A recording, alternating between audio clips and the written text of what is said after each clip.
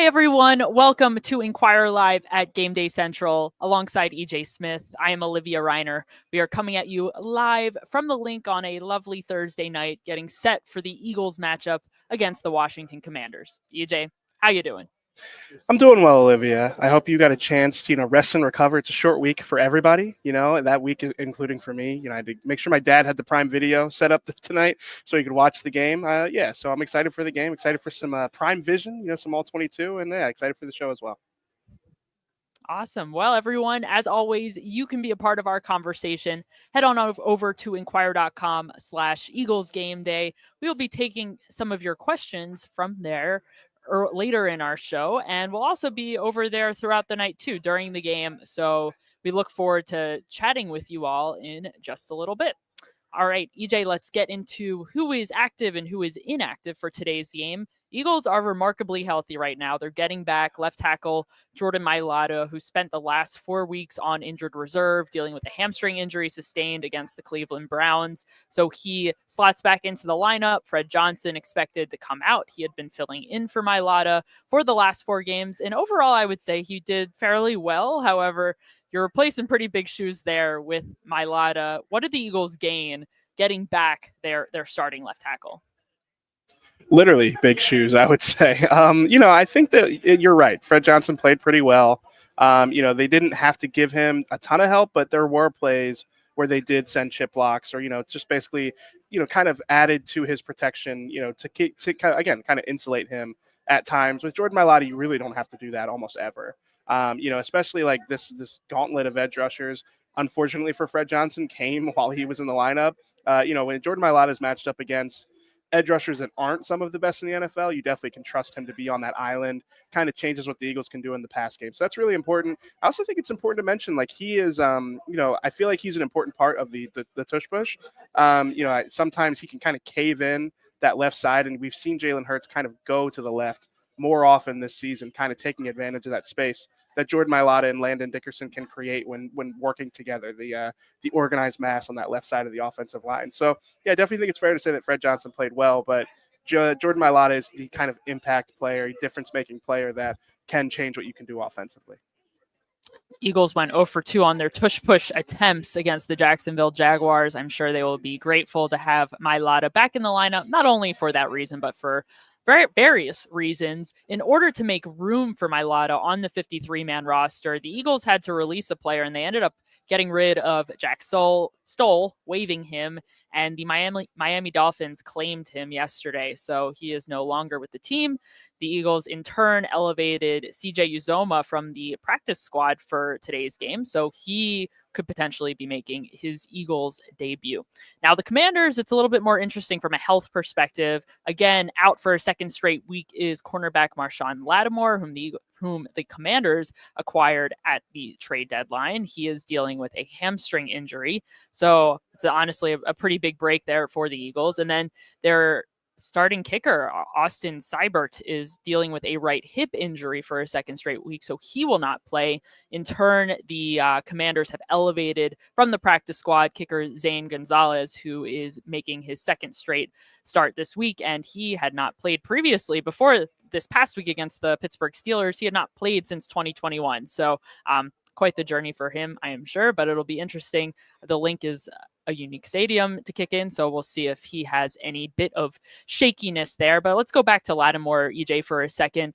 The Steelers defense, we'll talk about them a little bit later in our show today, but their starters on the outside had a little bit of a hard time last week against the Steelers, conceding, I believe, it was 5 or 6 receptions total for about 100 yards and a touchdown. Obviously, the Eagles are going to be pretty pleased with their advantages with A.J. Brown and Devontae Smith, regardless of the team they're going up against. But how significant is it, the fact that Lattimore isn't in the lineup tonight? Yeah, no, it's definitely a big thing. I mean, he is at the very least an above replacement level cornerback. That's why they traded for him at the deadline. The Washington secondary hasn't been excellent this season. Benjamin St-Juste and Mike Sandstrel. I feel like, yeah, like you mentioned, the Eagles will like their matchups pretty much any week, but this is especially a matchup that you feel like even if they didn't have 2 of the best receivers in the NFL, probably the best receiving duo in the NFL, you would still feel really good about it. I mean, yeah, I think it's a major advantage for them. I think it could be the difference of the game depending how the game goes. I don't want to get too far ahead of myself. No, we have predictions, but I do think that could be one of the things that we're talking about at the end of the game in a few hours. Just how overmatched this Washington secondary is against players like AJ Brown and Devontae Smith. Before we get into the Washington defense, let's talk a little bit about this offense, because I think that is the marquee attraction of this Commanders team. The Eagles, this is really going to be their toughest test since the bye week. They've been 5-0 since that bye week earlier this season, and now they get to take on Jaden Daniels and the Washington Commanders. Daniels having a really stellar rookie season, not only as a passer, but particularly as a rusher too. He is second in the league in quarterback rushing yards before contact, behind none other than Lamar Jackson, who the Eagles will see in just a couple weeks here. But now they've got Daniels. In my opinion, this is a quarterback not exactly like any other they've seen so far this season. What is the key to limiting his impact, particularly on the ground in tonight's game? Yeah, I think it's going to be multifaceted. Vic Fangio talked about how they need to be assignment sound earlier in the week. And that really, we see Jalen Hurts take advantage of defenses that aren't assignment sound quite often. So I definitely think that stands out.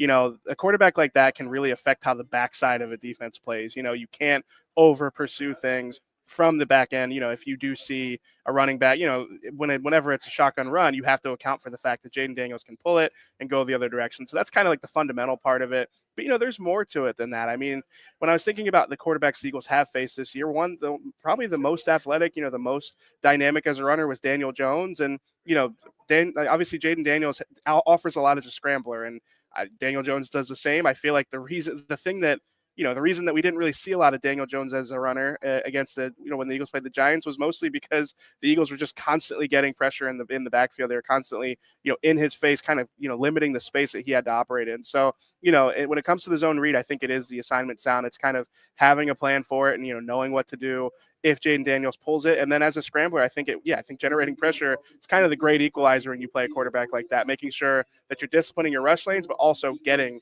kind of like I said, closing that space so that he can't take advantage of it. The Commanders have been getting decent play from their offensive line this season. And it's also worth noting that their two starting tackles in Andrew Wiley and Brandon Coleman, they were both questionable going into today's game with their respective injuries. They're both active tonight. So full health there for the Commanders offensive line. So as we already mentioned, Jaden Daniels, not just talented on the ground, but also really he's been very not only has he been just a strong passer, but he has been remarkably responsible through these last 10 games. He has thrown only 2 interceptions, 9 touchdowns. That's a pretty good ratio there. And he's also tied with Lamar Jackson. Speaking of Lamar Jackson, he's tied with him for the lowest turnover-worthy play rate among starting quarterbacks in the league, just 1.4%. The Eagles have had a lot of success in generating takeaways over the last several weeks. In fact, they lead the league in turnover margin per game in the last 3 games. So that's going to be a real test, I would say, for them in today's game. Obviously, Jaden Daniels has got a lot of talented receivers, one talented receiver in particular, in Terry McLaurin. He has been Daniel's favorite target this season by far, both in terms of him being the leader in receiving yards and in touchdowns. When you look at the strengths of this passing game in particular and how McLaurin-centric it is, how do you feel like the Eagles could go about potentially attempting to rattle Daniels and getting him out of a rhythm early on? Yeah, well, the easy answer is obviously to generate pressure, like I mentioned earlier, being able to affect him and kind of muddy the pocket. But honestly, we haven't really seen the Eagles defense follow that formula this season.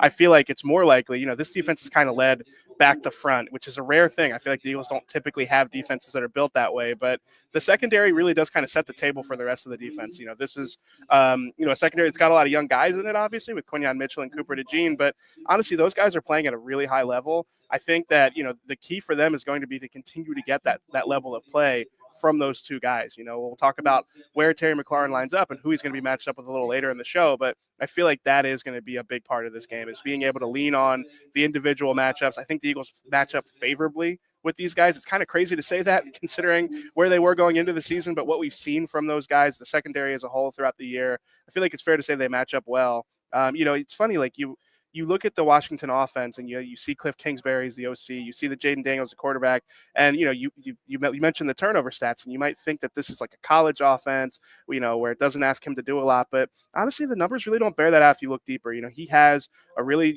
he's middle of the road when it comes to intended air yards, average depth of target. So he's not just dunking it underneath and like letting guys, operate in space. Like, it shows that this guy was a 5-year starter in college and, has obviously played a lot of football. He goes through his progressions. He is smart. He'll pick a defense apart in addition to, being able to take some of that stuff that he borrowed from college. So, yeah, it's a really complicated answer. It's the reason that Washington's been so good, but I think it will start with the secondary being able to tackle and, again, being able to kind of lean on those guys that have been good for them throughout the season. Now, on the flip side of the strengths of the Commanders' offense, their defense hasn't exactly been as strong and consistent throughout the season. I think maybe in recent weeks, particularly last week against the Steelers, there was some improvement.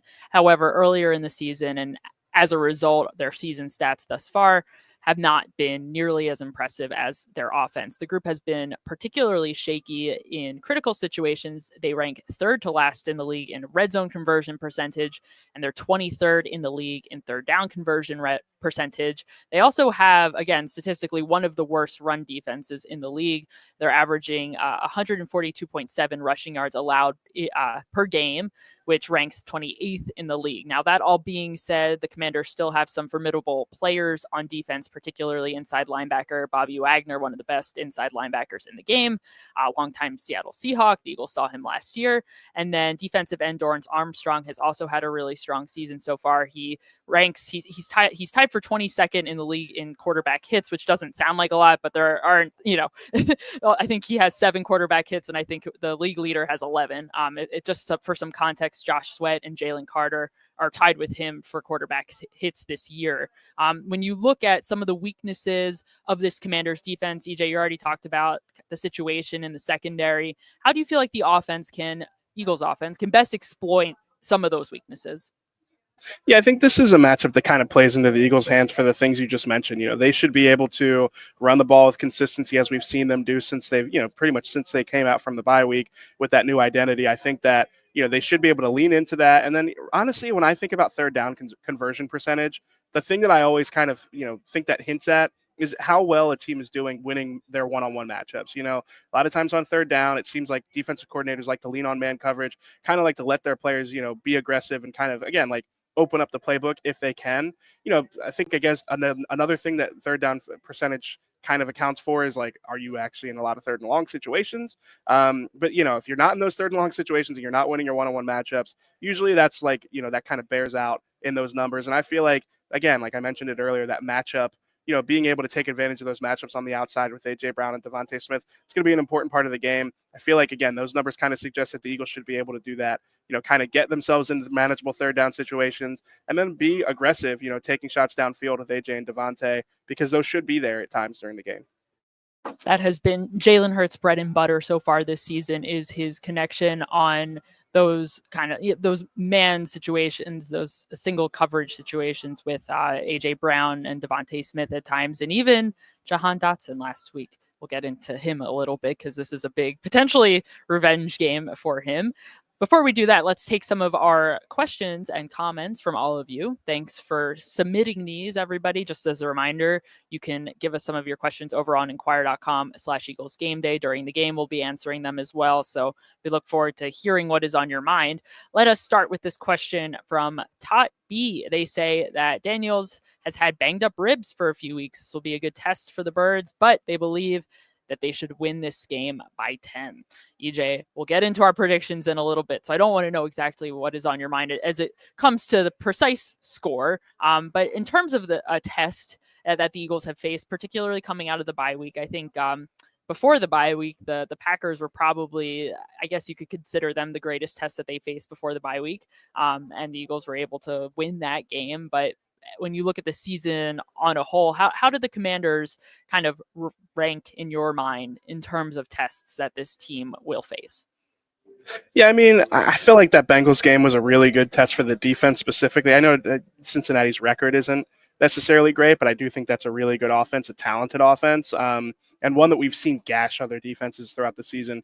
Even last Thursday, I feel like they played a really good game. So I think that was a good test. I think they've definitely passed a lot of tests, but I agree. I feel like in terms of if you just look at the efficiency metrics, like Washington ranks second in DVOA. So I do think that there's an argument to be made that this is probably one of the harder tests. I think that Washington is just such a unique offense to plan for. Like Cincinnati has a lot of talent, but it's a little bit more conventional. It's more kind of similar to what you might expect to see week in, week out.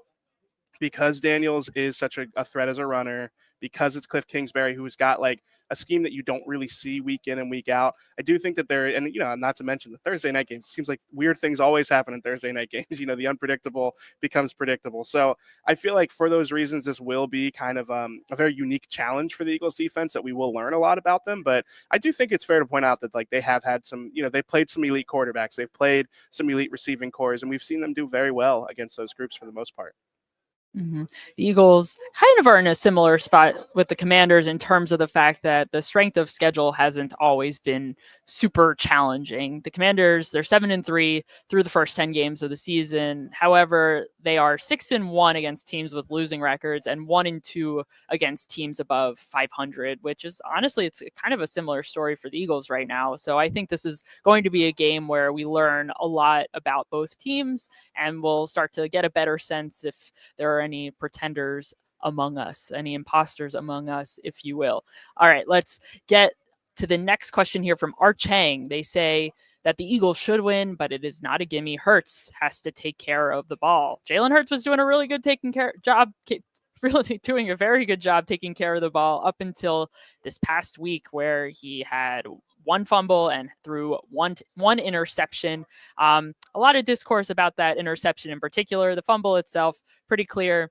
Keep two hands on the ball. Jalen Hurts was pretty upfront about that after the game. However, when you look at the interception, Trayvon Diggs made a very nice play. Do you believe that it was more of a kind of chalk it up to the defense making a play, or was there something that Jalen Hurts could have done differently in that situation? Yeah, I definitely think it was a nice play by Trayvon Diggs, first and foremost. He did a good job of kind of splitting the space between Grant Calcaterra and Dallas Goedert to kind of manipulate Jalen into throwing the ball. But I do think it's really important to mention that Jalen kind of knew that was what Trayvon Diggs was going to do. He said during the week that he told Grant Calcaterra to make sure he got width on that route, because he knew that Trayvon Diggs would probably try to cheat a little bit more toward Goddard's side. So, I think that it's a case of a quarterback maybe feeling like he can squeeze it into a tight window, sort of can be a little stubborn at times.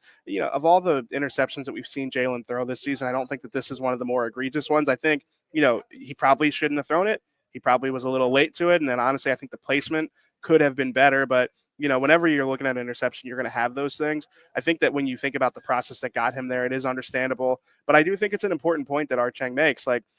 This team has been very good when they don't turn the ball over.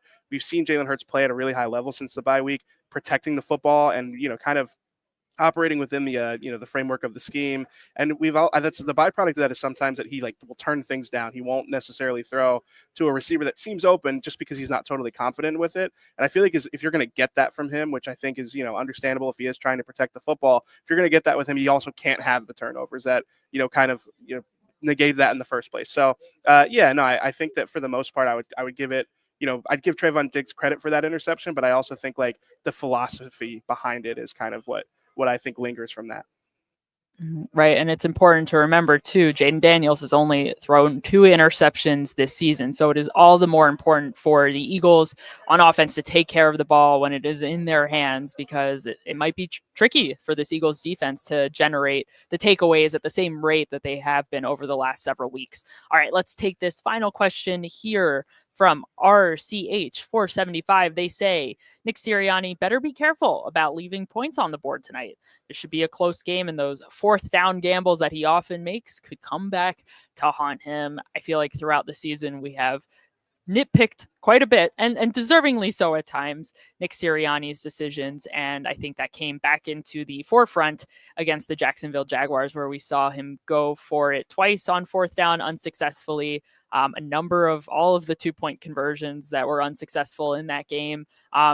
Yet at times when he does go for it on fourth down, when the Eagles have gone for it on fourth down throughout the season, when the Eagles are successful, people aren't complaining. Obviously, people are only going to speak up when it doesn't work out. So when you go into tonight's game and you think about the fact that we'll discuss our predictions, but we all, I think, have selected a pretty close game between these two teams.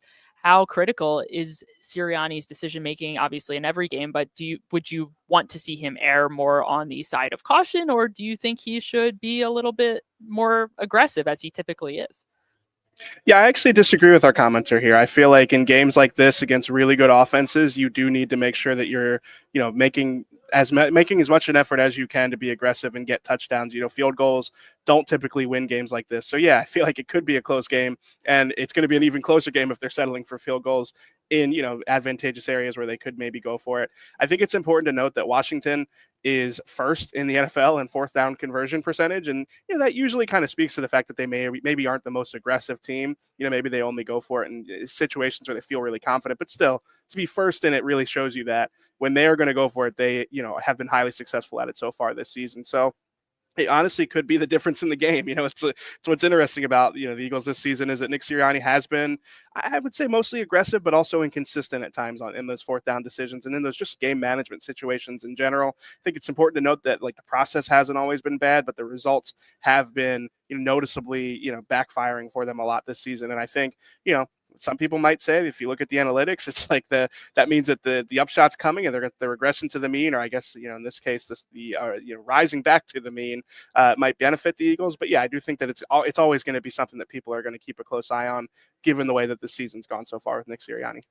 Yes, it's a hotly debated topic, and if you have your thoughts, we would love to hear them. You can leave them in the comments down below, whether you're watching on YouTube or on Facebook, or of course over on Inquirer.com/Eagles Game Day. I'm curious what all of you have to think. All right, let's transition into our player picks for the game. We've already alluded to them, but EJ, who will you be most eager to keep an eye on in today's game? Yeah, I'm going with Quinyon Mitchell. I guess I could extend it to Cooper DeJean, but really Quinyon Mitchell, because Terry McLaurin, unlike a lot of the receivers that the Eagles have seen this year, he's really like an outside receiver first and foremost, primarily. He doesn't spend a lot of time in the slot. It's actually former Eagle Olamide Zaccheaus that plays in the slot a good amount for Washington. So that'll be interesting too. But I feel like, Quinyon Mitchell's been up to the task in some big matchups this season. Obviously, like we mentioned, Jamar Chase, CeeDee Lamb, Christian Watson in the season opener. And I feel like this could be a big game, almost like a coming out game for him. Obviously, Eagles fans are very familiar with him, but this is going to be him on a national stage for really the first time in at least a few weeks. And I feel like this is a chance for him to kind of show how good he's been this season against a good wide receiver. Terry McLaurin, I think, honestly, is a little bit underrated at this point. There's so many good receivers in the NFL, but he is one of the best receivers in my opinion. He's a true number one is what I would say about him. So it's a tough matchup for Quinyon Mitchell, but I think it's one he's up for. And again, I think if he has a good game tonight, a lot of people are going to be watching that Prime Vision and they're going to know that he had a good game. So. Absolutely. Olamide Zaccheaus may be looking to have a revenge game. However, I'm going to be picking the opposite revenge game as my player to watch in Jahan Dotson, whom the Eagles acquired right before the start of the regular season from the Commanders. Took him a little while to get going, and you can make the argument that it is still taking him a little bit of a while to get going. However, he has been more productive over the last couple of weeks, hauling in a couple of big-time receptions, both against the Jaguars, a 36-yarder, and then again last week against the Dallas Cowboys, a 27-yarder. And bit by bit, Dotson says he is starting to establish more and more trust with Jalen Hurts. He said he started with him at ground zero, and through increased reps in practice, through communication off the field, they are starting to find that sense of trust. And Hurts was asked about it earlier this week too. He said that, once you're able to get a couple of those opportunities and you're successful on them in games, then you tend to find yourself in more opportunities just like that. So I'm curious to see whether or not Jahan Dotson will have more of an impact in tonight's game. He really hasn't been targeted more than once or twice a game. And to be honest, nor should he be, because of the fact that the Eagles offense boasts A.J. Brown, Devontae Smith, and Dallas Goedert. You could even make the argument that Grant Calcaterra has been coming on, or had been coming on up until the time that Dallas Goedert came back into the lineup after dealing with an injury. So Dotson is at no point going to be the focal point of this offense, but I'm curious to see if he's maybe targeted 2 times or 3 times in tonight's game, or if he makes another big time catch like he has in these last 2 games. Perhaps he'll have a revenge game. Saquon Barkley just had his 4 weeks ago, and Dotson didn't ask him any questions about how to approach it. But I think that the approach is it's another game. Just try to win. So curious to see how Dotson is going to fare tonight. All right, let us get into our predictions. But before we get into that, I am pleased to welcome Jeff McClain, who will give us his matchup to watch. Jeff, what matchup are you most eager to see in today's game? Yeah, thanks, Olivia. You guys kind of touched on this a little bit, but I feel like the Eagles' run defense versus Washington's run offense could go a long way in deciding who's going to win this game. And the reason why I say that is because everyone's talked about Jaden Daniels, and certainly he has played well as a passer, exceeded maybe some expectations. But what he brings to the run game is a dynamic that the Eagles, quite frankly, haven't seen yet. There's a big read element to the offense. So Brian Robinson and Austin Eckler are two very good running backs, but if you look at their rushing numbers, they're a little higher than they normally are because defenses have to account for Jaden Daniels and whether he's going to tuck that ball and run. So the Eagles are going to have to be very cognizant of him in that read game. But that being said, Brian Robinson has given the Eagles some struggles over the past, and Austin Eckler, who some of the guys on the Eagles coaching staff know that he can gash a defense as well. The Eagles' run defense has been very good over the last month or so. There were some struggles early on in the season. Some of that has to do with the teams that they were playing. They were still trying to figure out things in terms. Vic Fangio was trying to figure out things in terms of the personnel. But I still feel like there is the chance that this Washington team will run on them a little bit. And a lot of it's going to depend upon if the Eagles can stay in that, that penny front or that 4-2 front and still be able to clog up enough lanes. The Washington, that run offense by Cliff Clinsbury, you'll see gap stuff, you'll see zone stuff, you'll see sweeps, counters, inside zone, outside zone. I mean, you'll see it all. So they have to be ready for whatever kind of, what kind of flavor Kingsbury wants to throw at them. And if they are able to get some good rushes on early downs, and I think that plays very much into the hand of this Washington offense, and then the Eagles may struggle to get on the field because then all of a sudden the time of possession scale will tip towards Washington. Of course, the Eagles have the ability to counter that with their own run offense as well. So I think that's why it's going to be kind of a chess match between these teams when it comes to how they utilize their run offenses. With all of that in mind, Jeff, what is your final score prediction for today's game?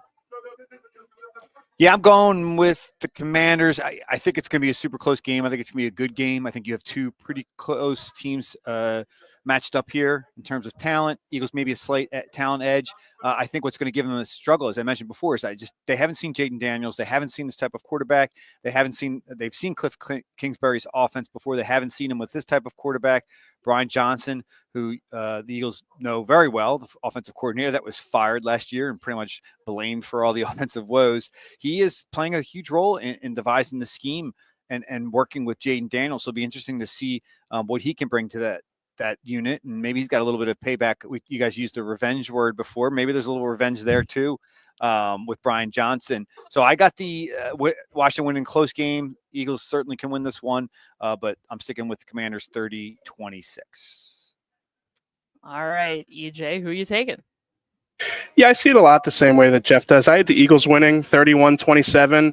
I really feel like it's a toss-up. I feel like this game could go either way. I could see it going a lot of different ways. I just feel like this Commanders team, not that they played a lot of the same teams that the Eagles have, but I sort of just feel like I haven't seen enough quite yet to really know how they're going to fare in a big game like this. So, yeah, again, they could surprise me. I think Jaden Daniels has surprised a lot of people so far this season.